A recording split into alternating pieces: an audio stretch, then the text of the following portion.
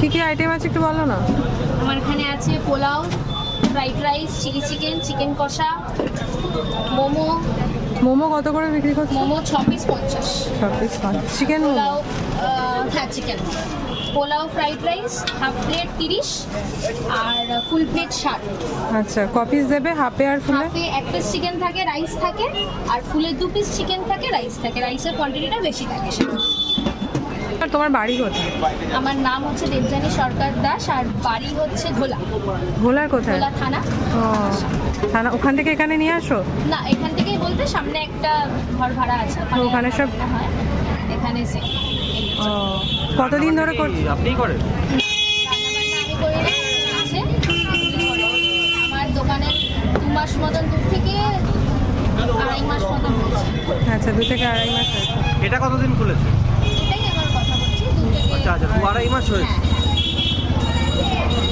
হ্যাঁ। এখানেই কন্টিনিউ করবেন? হ্যাঁ, এখানেই কন্টিনিউ।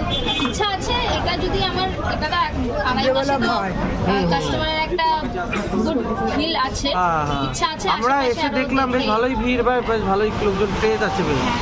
আশেপাশে দেখছি আর যদি কোনো পপুলারিটি বাড়ছে আস্তে আস্তে। আশেপাশে বলতে আরো সোদপুরে না, একটু সোদপুরের বাইরে বেলঘড়িয়া। মানে এটা কি প্রথম প্রচেষ্টা? এটাই ফার্স্ট, বেশ ভালো।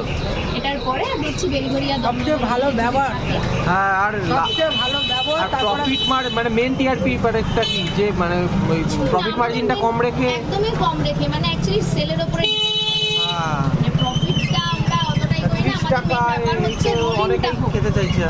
রোলিংটা হোক, কাস্টমার রোলিং হলেই মানে অ্যাটলিস্ট কাস্টমারের আমাকে এটা নিতে হবে। একটা হালকা টিফিনের মতো। তারপরে আস্তে আস্তে আরো কটা আইটেম বাড়াবো, ইচ্ছা আছে এখনো। ললিপপ হবে, মানে ফ্রাইড আইটেমগুলো সব নিয়ে। আচ্ছা, যেমন মোমোটা ছিল না, মোমোটাই রিসেন্ট মনে হয় আমার 2 সপ্তাহ হলো মোমোটা খোলা হচ্ছে। আচ্ছা আচ্ছা, রান্নাটাও ভালো। মোমোটা 2 সপ্তাহ আছে খোলা আছে। মোমো এক প্লেটে 5টা। 5 পিস থাকে 50 চিকেন। এটা 30 টাকার কোয়ান্টিটি, এতটা পরিমাণ? হ্যাঁ, চিকেন কষা দেবে তো? চিকেন কষা সলিড পিস, না একটু হাড়ের পিস দেবে।